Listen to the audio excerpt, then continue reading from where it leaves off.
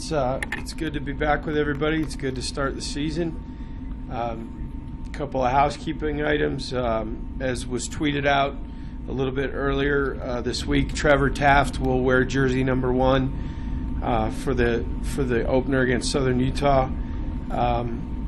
We had a special patch made for the jersey with the Born to Be One logo on it, and I'm very, very proud of Trevor. He's a walk-on player. It's been a really good special teams player for us, so it's a deserving honor. Asani Rufus and Hunter Freilich were the 2 freshmen that were voted by their peers to join the leadership committee. So now that group is complete, and on Sunday the team voted Cody Fajardo, Matt Galas, John McNeal, and Jordan Dobrich as captains.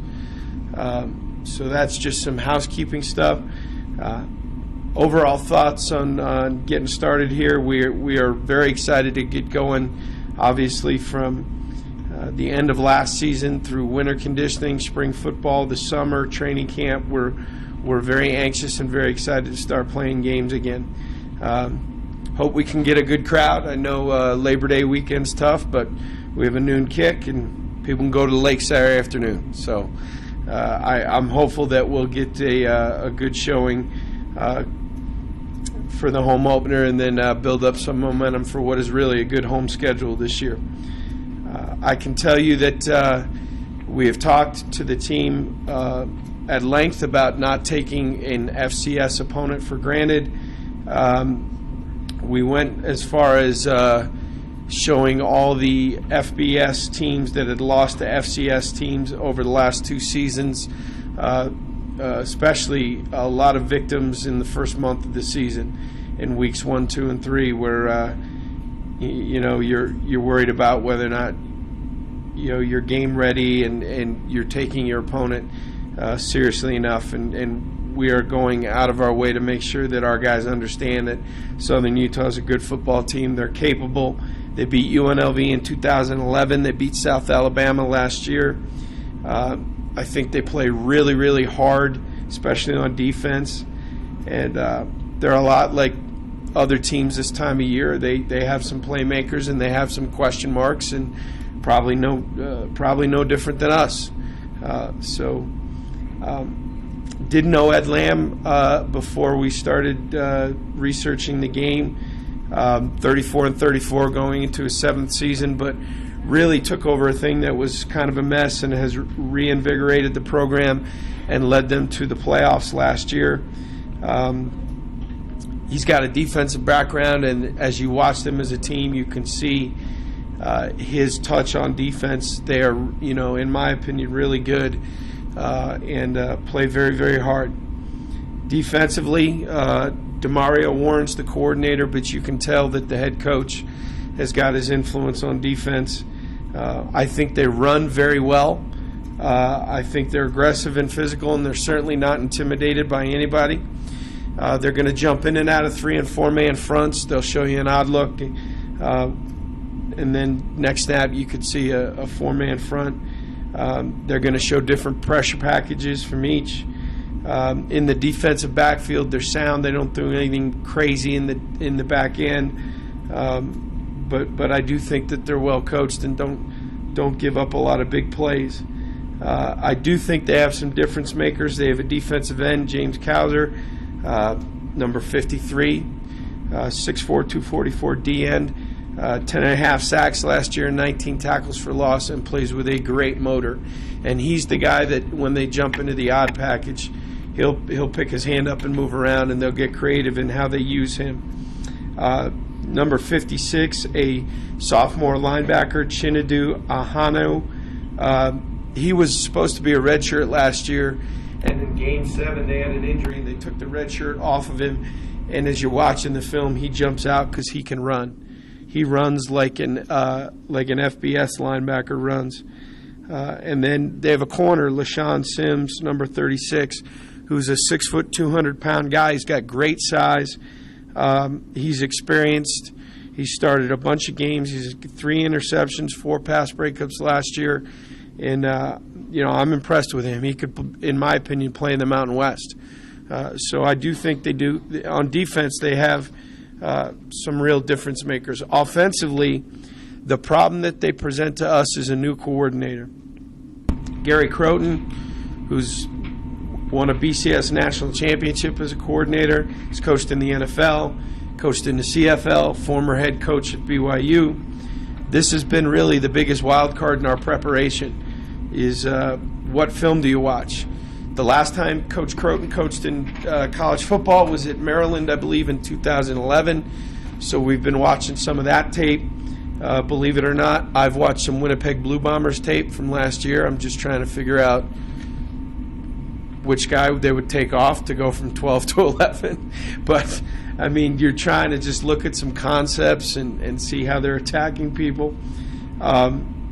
I expect them to play significantly faster than they did last year. I expect them to spread it out and take more chances, try for more explosive plays. When you look at their team last year, top third in their conference in all the defensive categories and bottom third in all the offensive categories. The trick of it is you have a defensive-minded head coach, so how wide open is it going to be? Because, you know, in my opinion, having watched them, they've gotten better through good defense, good special teams, and ball control. So, you know, how far away from his personality is he going to be willing to go? I don't know that. Our game plan is going to be designed to handle a little bit of everything. I'm not sure we're going to be too exotic.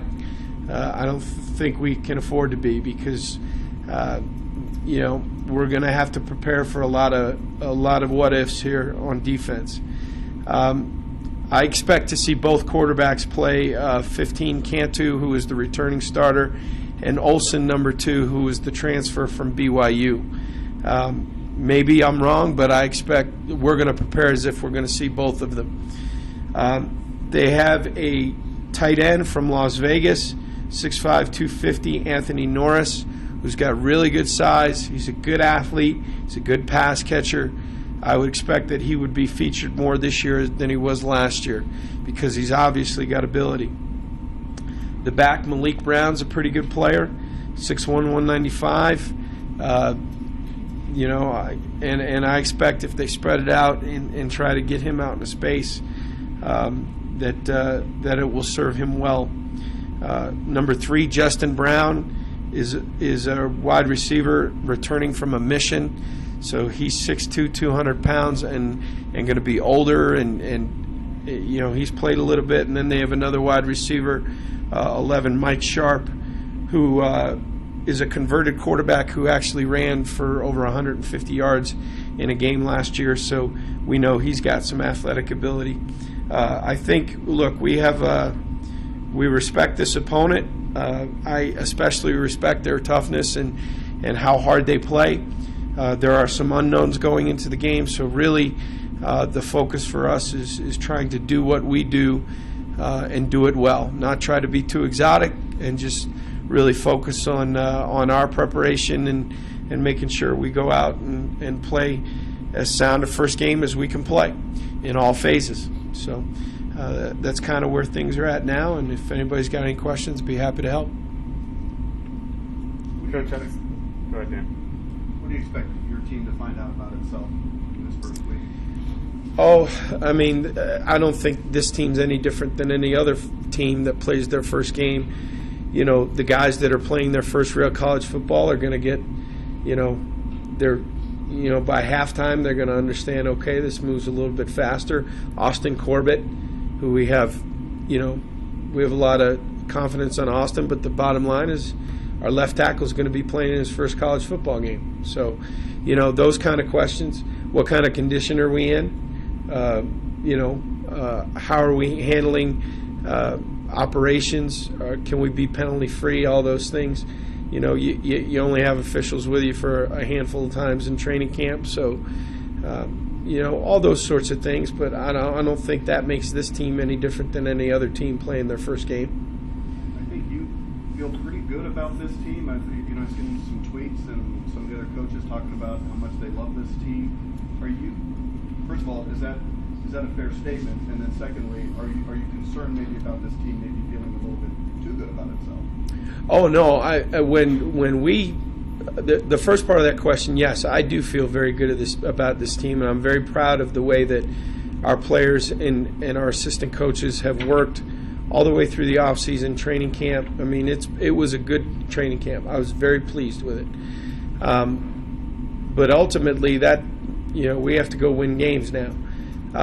I do not have any concern about this team feeling too good about itself. I mean, we Sunday at the end of the practice, we stretched them out physically. I mean, we ran hard, and everybody competed. Nobody was ducking out. Nobody was complaining. I don't think they're full of themselves. I think they're in a place where they're just keeping their head down and working hard. And I think when you see some results like we've seen in training camp, that makes you feel good. But ultimately, we got to go win games. I know that. What was the reason of moving Kendall Brock back to receiver? The evolution of James Butler, who clearly as a freshman has made it so that we have to play him. I mean, he's a really, really good player. And the other factor was by moving Kendall, we might be able to redshirt one of the freshman receivers. And if we can be able to redshirt one of the youngsters, knowing full well that in his fifth year he'll be significantly better than he would have been as a true freshman, really the genesis of it was actually it was the move occurred as kind of an emergency plan. If we had some injuries, could he do it? And it was coming off a concussion that had occurred in training camp and had a couple practices where he had to be non-contact. Well, how do you get a productive practice as a running back if you're non-contact? It's very difficult. So we said, all right, let's move him out to receiver for a couple days while he's still non-contact, when he can get routes on air and pass skill and be able to get some significant work, even though he can't take any hits. And the transition was so smooth, and it was clear that he was going to make us better, that we sat down with him after those couple of days and said, all right, what do you think? And he said, well, if I've got a chance to play at receiver and help us, then I'm good. And to his credit, I appreciate that. I mean, that's very much an unselfish move. Could I see him playing tailback at some point? Yeah, it's possible, because right now we're going to go in with Don, James, and Nate McLaurin. If somebody got nicked up, the first candidate to come back is Kendall before we would take the red shirt off a freshman. So that's, we're lucky that he's intelligent enough and has enough football savvy to be able to do both. And moving forward, we'll put him in the spot that gives us the best chance to win and gives us the best depth. And John McNeal and Lenny Jones are number 2 on the depth chart. Is that just the case of being the odd man out? No, I think in the case of the defensive line and linebacker, we have 4 starters at 3 spots. I mean, I don't care how it's listed on paper. John McNeal, Jordan Dobrich, Matt Lyons, and Brian Lane are starting linebackers, and they'll rotate. And then the same thing on the defensive line. I mean, we really have 6 guys for 4 spots. And when you look at it at the end of a game, they usually all play about the same amount of reps. So, you have to list the depth chart. That's the depth chart, but in my mind, they're all starters. Coach, why do you think that FCS teams have been able to compete with and beat FBS teams over the last few years? I especially in the first couple of weeks of the season, it's when you're still trying to get to know yourself as a team. And I think, frankly, the high level, a playoff level FCS team is going to have players that can play in the Mountain West. I mean, look, San Diego State's a great example. Last year, San Diego State ended up being a pretty good football team. Eastern Illinois went in there and went into San Diego and beat them handily, not close, handily. So, I think, just the way recruiting goes and, the development of players, a senior-laden FCS team can beat a growing FBS team. I don't think it's as unusual as it used to be. And certainly we're not taking anything for granted, or at least from a coaching staff's perspective, we are talking about it. And I don't get the sense that our guys are taking anything for granted. I also pointed out to them, I can't I put it up on the screen. I can't remember the year, but Southern Utah came here in the 2000s, and Nevada beat them 24-23. So we have a history with this team. So, again, we can't take anything for granted. Do you expect Olsen, I guess he's the backup quarterback, but do you expect him to be able to give Southern Utah some information off the last year's game? No, I don't. I don't think, unless he's still got his game plan book from BYU, I can't imagine that a college kid is going to remember all the ins and outs of an opponent, and we have a new coordinator, so I'm not sure how much he could give him there. We actually have a player that was with us that left school, Antoine Marshall, who was on their roster, but I don't believe is eligible to play for the first month or so in the season. He was here as a running back. He was robust, to say the least, and he's now listed as an offensive lineman at Southern Utah. But look, that stuff happens all the time. So I'm sure they've got coaches on their staff that have got friends at places that we've played, and they've been on the phone, and I assure you that we have done the same. So, only guy in your 2 deep, I think, who might be questionable. If you could maybe respond to this, Sundberg. Do you know if he's going to be okay? I won't have an answer on Sundberg probably until Wednesday or Thursday. So we just have Jeremy Miller up, and whoever's the, if Kevin can't go, then Jeremy will go, and off we'll roll. But other than that, compared to where we were last year, boy, this is night and day. I mean, we are far healthier than we were at this time last year. How have you prepared for this upcoming game as opposed to last year's first game? Oh, I don't think in terms of training camp, we've tweaked a couple of things, but nothing earth-shattering. I don't believe that. I don't believe lack of preparation was the problem in last year's opener. I think there was a talent gap. I think there was an age gap. We just didn't play well enough. It didn't have anything to do with how we went about preparing for the game. We've treated this like we treat any other opener. We dedicate 3 more days to this team than we would in a normal game week, meaning because we had training camp leading up to the opener, we were able to get 3 extra prep days on the field at the end of last week preparing for this game, and now we're just kind of in normal game week mode and in our rhythm.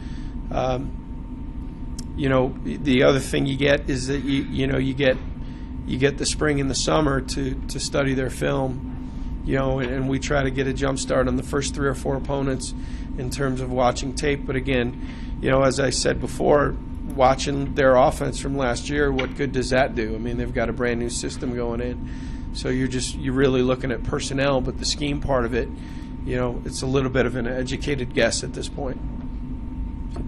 Going into fall camp, you talked about the receivers as being one group that you're really looking forward to looking at on the depth chart and see how that would kind of play out. Can you talk about just kind of the guys that have stepped up at that position, what you're looking forward to there? Sure. Jericho Richardson had a fantastic training camp and has clearly separated himself as our 3rd starter, and it really showed itself very quickly. I mean, it didn't take till week 2. By practice 5, it was evident that he was significantly improved from even the spring to now.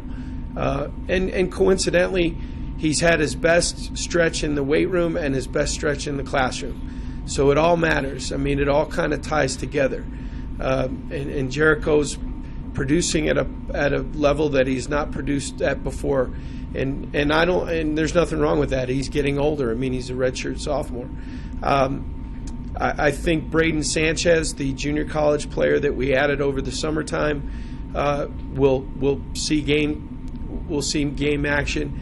And really the surprise of the group, I'm very pleased with Andrew Sellis. Whether or not we have to play him in games, we'll see. But the freshman that really kind of caught us by surprise was Wyatt Demps, who will back up Hassan Henderson at the F spot. And Wyatt, I thought he was going to be a year or 2 away, but we're wrong. We were wrong. He's big. He has caught on to the offense. He has shown ball skills. It hasn't to this point seemed too big for him, so that's been a nice surprise. Jimbo Davis has got a chance to factor in as a backup, and like I said, Sellis, in a perfect world, I'd like to redshirt Sellis. Let's see if we can do it. The season will kind of dictate how that goes. Can you talk a little more about Austin Corbett? What did he do to prove that he was ready to be the starting left tackle in his first college start? He gained 45 pounds. That helped. He had a great spring. I mean, he stepped right in the spring. I mean, he'll make mistakes from time to time, and he is going to make mistakes because he's just a freshman. But he blocks Brock Hecking every day, and he competes his tail off. And he's physically not afraid. He's got ability. I mean, that is, all the credit goes to the kid, because when we got here, he was a walk-on. He called and said, I want to join. And we said, sure, yeah, let's go. I mean, we didn't know what we were getting. And we recognized pretty early, even when he was 245 pounds, that he was talented and tough. But the development he's made in the last year, I mean, he and Matt Eck and the guys in the strength and conditioning room, Ron Hudson, they all deserve the credit. But Austin especially, I mean, he's really made himself into a player. Can you talk about that entire group as a whole, the offensive line, where they're at right now, and what do you like about that unit? I think the fact that we have a consistent front five right now that we didn't have this time last year, with injuries and personnel shifting in and out, and with Austin, Jeremy, Matt Galas, Connor Talbot, and Kyle Roberts, all right, who your front five are going to be. We're in a position like we were last year. We can't afford too many injuries up front, because while we have more bodies, we're still very, very young. I'm not sure that Adam Corey and Joey Engelmeyer be the backup guards. They're both freshmen. They redshirted last year. Jake Henry, backup tackle, Bert Lopez, Taylor Evans. I mean, none of those guys have played a ton of college football. So, in a perfect world, we'll stay healthy and be able to develop the depth as we go along. Coach, not that you'd be taking Southern Utah easy, but can you talk about the advantages of opening up with an FCS opponent at home versus, say, UCLA on the road? I mean, it is what it is. I mean, you would rather open at home against an FCS opponent, a quality FCS opponent, than open up against the top 20 on the road. I mean, it's just is what it is. I mean, I don't think it's earth-shattering, an earth-shattering thought process that, before we play a Pac-12 opponent, it's good that we're going to have a game here at home against an FCS opponent. But look, we preach to our team all the time. It is not a marathon. It is a sprint. It is 12 sprints, and we can only take them one at a time. And we are really just focused on trying to be 1-0 this week. And certainly, who are we to have any kind of arrogance? I mean, we're a 4-8 football team. We're a 4-8 football team that can take nothing for granted. So, hopefully we can get off on a good foot and get going. So it seems like the team does have a lot of confidence, though. Like Dan was saying, I mean, a lot of people saying this is a special team. I love this team. Where do you think that confidence has come from coming off? I think it's earned as far as you can earn it before you play a game. I mean, ultimately we have to win games, but it's been earned in the weight room with a very physically and mentally difficult off season. It has been earned through spring practice, and has been hard-earned through what has been a difficult training camp, a very physical, very competitive training camp. I also think it's earned by the fact that they enjoy one another. They're spending a lot of time together as a team. They are investing in one another in a way that, unfortunately, the team did not last year. So when they say, I love this team, I don't think it's always meaning, I love this team, we're going to win 13 straight. I think sometimes when guys say, I love this team, they literally mean, I love this group of guys and this atmosphere that we've worked on and created for this season. Is this some kind of about-face then? It's not like you had a big senior class that left last year. I mean, a lot of these guys are back from last year. What changed?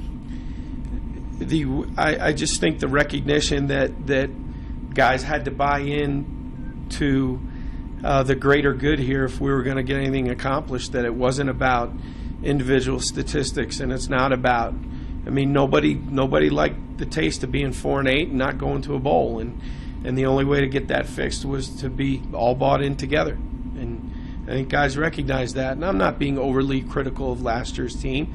It was a culture change.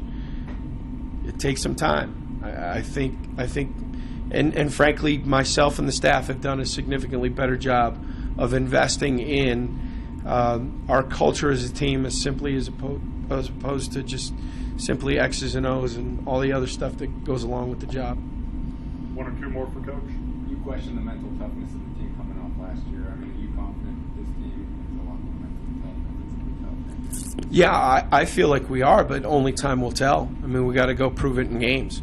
When it is critical time in games, we got to avoid the penalties that seemed to haunt us last year. We've got to finish second halves like we did not do last year, and that will be the barometer of our mental and physical toughness, is our ability to execute during critical times and our ability to finish, which clearly last year we could execute at times, but in my opinion we didn't finish. I mean, how many halftime leads, how many games at halftime are we either up or within a score, and at the end of the day it ends up being a loss or a lopsided? I mean, we've got to get over that hump, and I believe that we've taken great steps in that direction, but we got to go play games now, and that will tell us how far we've come. How do you feel about your core special teams? The loss of Gabe Lee, I cannot tell you how much that hurts. He was our heartbeat on special teams, and I am heartbroken that our best special teams player and a guy that took himself from an unknown walk-on to earning a scholarship has lost his senior year due to a knee injury. That being said, guys like Trevor Taft, Kendall Brock will see an increased role in the special teams. You know, guys like Nate McLaurin, Don Bacher, we need people to step up and fill that role. Guys who understand and embrace that my job to help this team win is to be a great special teams player. I think we've seen some of that in this camp. I feel very good about Zuzo. Alex Boy has been up and down, but he's gotten more confident and better here lately. Braden Sanchez, you will probably see him punt at some point. He's a lefty, so it gives us more options. And then the return game, Elijah Mitchell, you know, we're going to find out. He's fast, I know that. Richie Turner is the punt returner. I think that this opening game will be a great barometer of where we are right now in terms of the kicking game and who's ready to play and contribute and who's not. So that would probably be, to be honest with you, the biggest unknowns for me going into this game, or how is Southern Utah going to play on offense, and how are we going to play in the four main special teams units. Okay. Good. Thanks, guys. Appreciate it. Matt?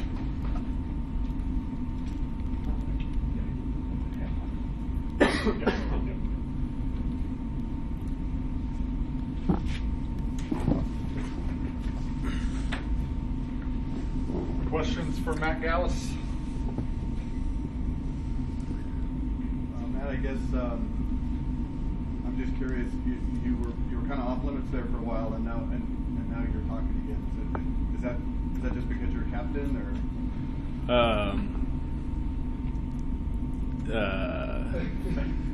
We can move on. Yeah. Yeah, let me start the question. You talked a little bit about how much you guys want to put last year to bed, and how you really can't do that until you play the first game. Right. The first game will tell a lot, but I mean, everyone right now, it's almost like this season is like a breath of fresh air. And last season was tough to finish through, and it was tough to look back on. So, we're on this season now, and like I said, it's a good feeling. What do you expect from this team in the first game? In an offense perspective, I hope to move the ball, limit our third and outs, and as an offensive line, be a physical unit. As a defense in a whole, be a shutdown defense. Players have talked about, hanging out a lot more off the field, building that bond. How does that affect how you play on the field? It definitely helps our unit out a lot. As far as offensive line, everything that we're going through is talking and communication. And, if you have guys who don't talk, don't hang out off the field, it's kind of like, when you're on the field, that's the only time you're interacting. But when we're off the field and, it directly correlates to on the field, being able to talk and get through stuff together and see things, the defensive fronts and everything in general. And, even as a team as in a whole, we've kind of been separated in the past, and this year it's like, we're one team. So It seems like you guys have more confidence, guys, tweeting or saying that I love this team, this is a special team. Where does that confidence kind of come from, coming off a Hornet season? I'd say a lot of it is the leadership of the seniors, leadership of the guys who have been on the field playing, and it's the willingness of the younger guys to kind of buy into what they're saying, what they're showing by example. It all kind of accumulates. Being an older guy, knowing that you can't take games for granted, if you talk to the team or any of your guys about we are playing an FCS team at home, but we can't take them lightly. I guess what's been the message as far as that's concerned? I haven't spoken about FCS, BCS, whatever. I haven't said anything as far as that goes. We go into this game like any other. The preparation through camp, as Coach Polian's saying, is like it's been the exact same. Like whether we're playing UCLA in the Rose Bowl or whether we're playing these guys at home, it's the same preparation, same mindset. Being named a captain, I guess, what does that mean to you? It's a big deal.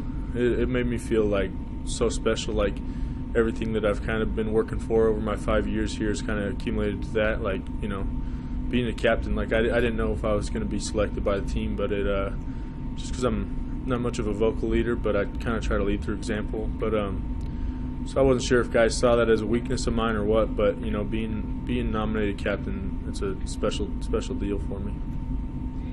The start of this year's schedule has got to be a lot more favorable than last year's schedule, right? Yeah, absolutely. Last time we had a schedule similar in structure to this was probably that real good 2010 season. I was only a redshirt freshman then, but kind of same lineup, and hopefully we have a season similar to that. What's the feeling amongst the offensive line as a group? Do you guys feel like you've got something to prove this year? Absolutely, yeah. Every year, we've over the course of my 5 years here, I've seen a lot of members of the union come and go. A lot of different people, a lot of good examples come and go, but. We got a good feeling this year in our offensive line. We all got one common goal, and even in high school, I would come to watch games when I was being recruited, and the offensive line was like 5 guys who really got after it. They that's part of the reason this pistol offense was so appealing to me out of high school. I remember I was at a San Jose State game, and the offensive line, guys like John Bender and Nady and Christian Barker, and guys who paved the way under Coach K, they really got after defenses, and I remember thinking that's something that I want to be a part of. And we've been trying our best to get back to that, and so hopefully this year it shows in how hard we've been working towards that.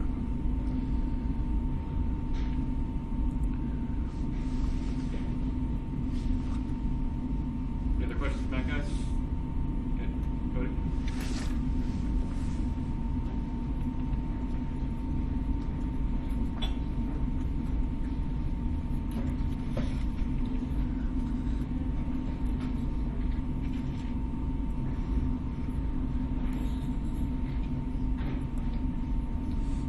Questions for Cody? It's your fourth time coming in, with the starters not. How ready is this team for its first game, do you think? I think the energy is real high. There's a lot of anticipation. Obviously, you don't know what type of team you're going to be until the season's over with. But for us, I think that we're real excited to get back out there. We've sat on 4-8 long enough. So, like I said, we're really energized just to get out there and compete against someone else rather than ourselves. this of pretty much everybody. What do you expect to find out about your team on Saturday? I think we'll find out a lot of things. Just how well we'll compete. I'm sure we'll be faced with some adversity throughout the game. See how we come from adversity. How close we are as a team, how much we rely on each other, I think will be big. And then honestly, how to approach a game situation and how to act in certain situations, because we'll have some young guys in some spots, who've never played a college football game, and see how they do. And what do you know about Southern Utah's defense? I know that they're good. They're really energized. They got a good defensive front, which they lean heavily on. They're back in secondary. They got some new guys there. They replaced all 3 of their linebackers, which is always going to be tough. But the way you watch them on film, they run around, they make plays. They're really energized. I think they forced 28 turnovers last year, which is obviously a good thing for a defense. And so for us to keep the ball and limit our turnovers will be big. Coach Polian talked about all the recent FCS teams to upset FBS teams. I mean, is that something that helps you focus on? I mean, obviously you're not going to take anything for granted, but is that something that kind of gets your attention when you play a team like Southern Utah? Yeah, definitely. I know if I was in a 1AA and I had the opportunity to play Division 1A school, I would be fired up just because all the people that passed on you, the fact that you weren't able to play Division 1 football, kind of that little chip on your shoulder. For them, it's a big game, almost like a Super Bowl for a lot of the 1AA schools, because they get a chance on the big stage to try and upset a Division 1A football team. But for us, especially the seniors, you don't want to go out losing your first game against a 1AA opponent. So we're doing everything to keep everyone's mind focused on the football game. And obviously we got a lot to prove, and so this is a good game to show what we can do.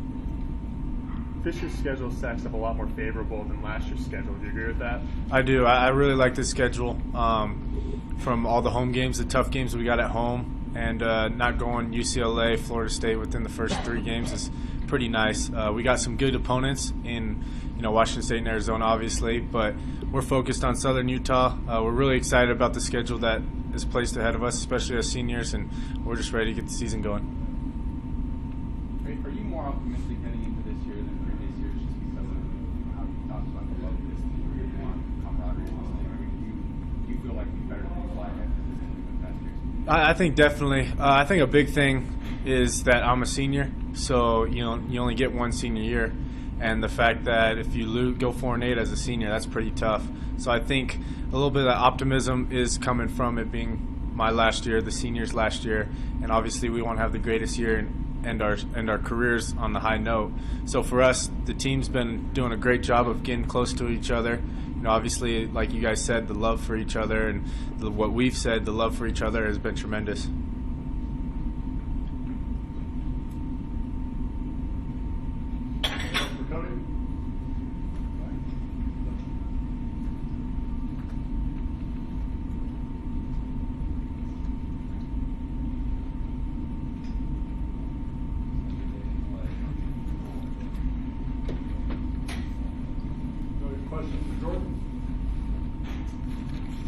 Kind of the same thing from the defensive side of the ball. How much do you guys want to finally put last season to bed? Getting that first game, I think, finally, kind of does that. Well, I think it's all we've really been thinking about since our last game. We were disappointed. I think we were disappointed as a program, originating all the way from the top, the coaching staff all the way down to the players. We knew that we had a lot more to give, and we left a lot out there last season. I think that's what personally frustrates me the most, and most of the team as well, is that we had a lot more to give and a lot more to show than we actually put out there. But then again, that gives a branch of optimism too. So we know that we have more potential. We have more out there. So I think what it really is that we're excited to display that and show that. This team really does feel a lot better about itself. Where does that come from, do you think? I know you've been asking this, and what really came to mind first was that we're just having fun. It's that simple. We're out there having fun. I don't think that this what you guys have been talking about, this confidence, is just arisen out of nowhere. I think we're just out there having fun. We're out there doing what our coaches are telling us to do, and we're having fun doing it. We're playing football, and we're coming closer as a team. So you guys have a little bit of a new scheme and a little bit of a new identity on defense. What do you expect to find out about that in this first game? I think we just kind of have a new face to the defense. I don't necessarily think it's an entirely new scheme. I mean, I've talked about this before when I've been asked about my former coaches, that everyone's going to bring their own niches, everyone's going to bring their own personalized game plan. But then again, I always like to think about it as just football.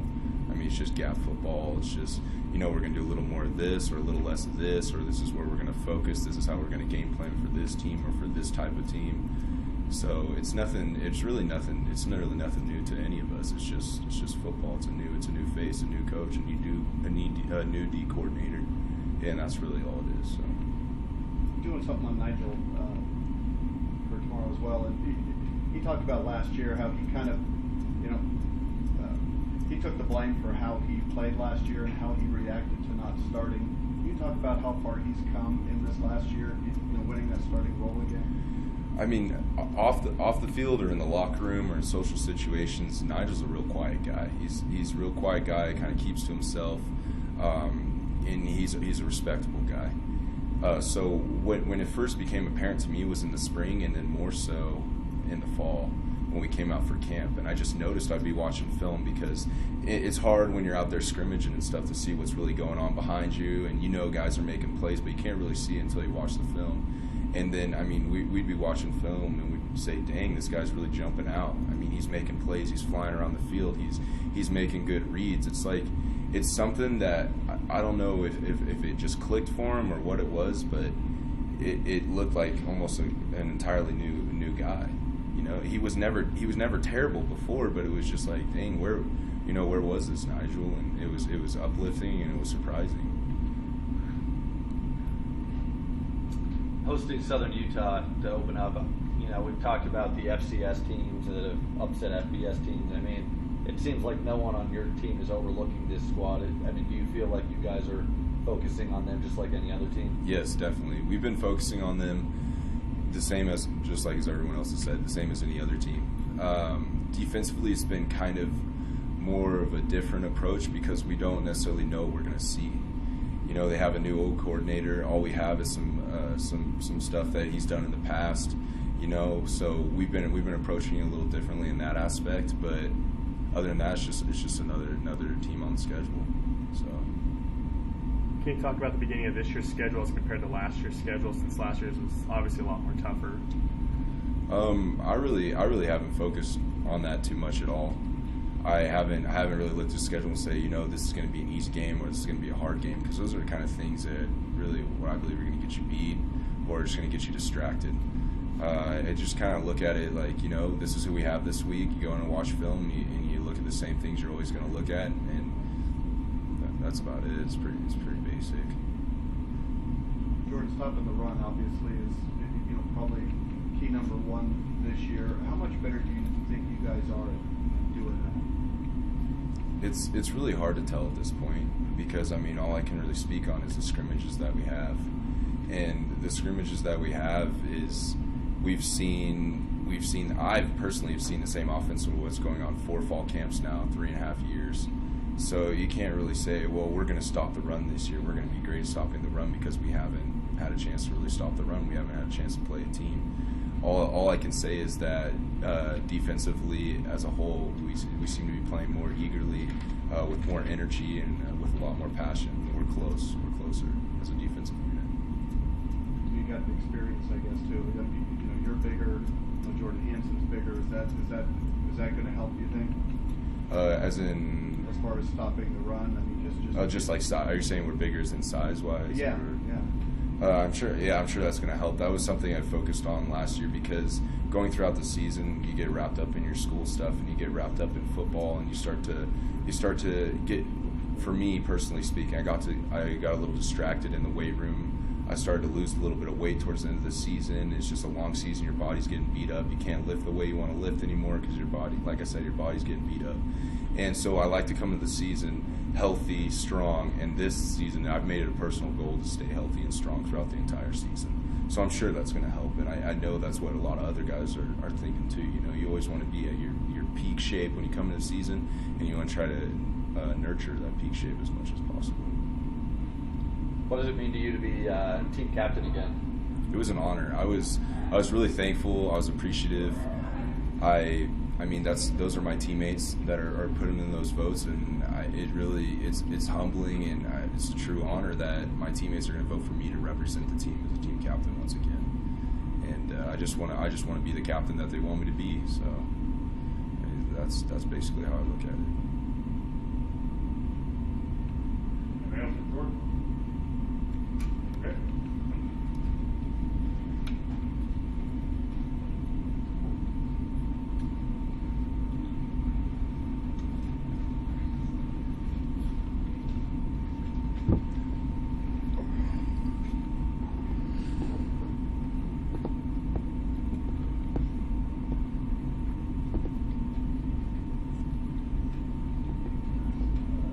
So we kind of talked about, the cohesion among this team and, how much everybody gets along and stuff like that. How do you think team building off the field helps you when you guys do stuff on the field? I think it's great because it forms a bond between each team member. I mean, it shows the love and affection that we have for each other, not just on the field. When we can gather together and just hang out or just go out to eat, bowling, something like that, it brings the whole cohesiveness together. And honestly, I'm a family type of guy, and like this football team is my family, so that's something I really enjoy. Did you feel like the team was your family last year, or was that feeling not there? I mean, yeah, they're still my family. We went through a rough time, and growing up, the family I lived in, we went through rough times all my life, so I'm pretty used to it. Do you feel more optimistic about this season? I mean, it seems like a lot of the guys think they're on the verge of something pretty special. I mean, is that kind of the feeling that you have entering the year? Yeah, I do. I mean, coming off a 4-8 season last year, it's just we have a lot more fire in our belly. We have something to prove to ourselves and to the rest of the world that the 4-8 season we had last year wasn't us. And we're going to come out with this season, with our heads up high and just go. Jonathan, this team sounds like it's feeling really confident and good about itself. Can you guys be maybe too confident going into the opener? I mean, I wouldn't say too confident, but I mean, something that we always try to just do is just prove ourselves. And by being confident, I think that's going to help us prove ourselves more and more each game that we go. And as far as the run defense, do you think it'll be better this year, and if so, why? Yeah, I think it's going to be a lot better. I mean, last year was pulling strings together. And, I mean, coming off of spring and the fall, I mean, I see, the D-line, the linebackers, and even the defensive backs coming downhill, making plays on the runs. And the emphasis for our defense is to stop the run. So we're focusing a lot more on that. It sounds like none of you guys are, it sounds like the whole team is really focused on Southern Utah. And I know Coach Polian has talked about a lot of the recent FCS upsets. I mean, is there any sense of overconfidence or overlooking this team? I mean, I wouldn't say all that. I mean, as a football player, you got to just go into each game knowing that you're just playing another team. It's not what school they go to, who they play for. It's just you're going out there to play for your team and your college. So the way I look at it is just like it's just another team lined up against us, and we got to go out there and play them. Leadership can be different for a lot of different people. For you personally, how do you, see yourself as a leader? What kind of things make you a leader? I mean, I'm pretty much vocal. I try to encourage guys every day, even if they're doing good or bad, just to get the best out of them and the best as I can, And with me, I have my days, and I try to just think about, when I'm talking to other players, when they're down, I try to get them up, so I got to stay positive no matter what I do. What did it mean to you to be named a team captain? It was an honor. Coming out of high school, being the captain 3 out of the 4 years, coming into college it was something different. And, I had to work. And finally all the hard work it paid off, and my teammates put their trust in me. Not that you're overlooking anybody, but would you say this year's opening schedule is a lot more favorable than last year's opening schedule?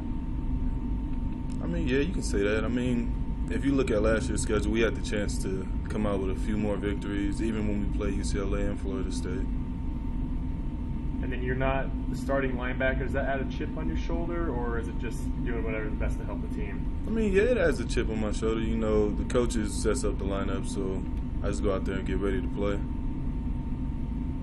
What do you know about Southern Utah and their offense? I know that they have a new offensive coordinator. You know, his last coach in the States was at Maryland, and, you know, they ran a lot of spread. So, you know, we got tape from last year, so we're pretty much basing it off of 2011 and last year's scheme. So we got to just get ready for everything they're going to throw at us. Coach said he was watching some CFL tape because of Crowell's background. Have you been involved in that as well? Are you watching some CFL stuff? Or? No, I haven't been involved, but I do have my old roommate plays in the CFL, so I talked to him a little bit about the team that he coached for. Who is that? Who's your old roommate? Jeremiah Green. Okay. Yeah. Anything else from Don? All right, thanks, guys. 15 cents. Huh? 15.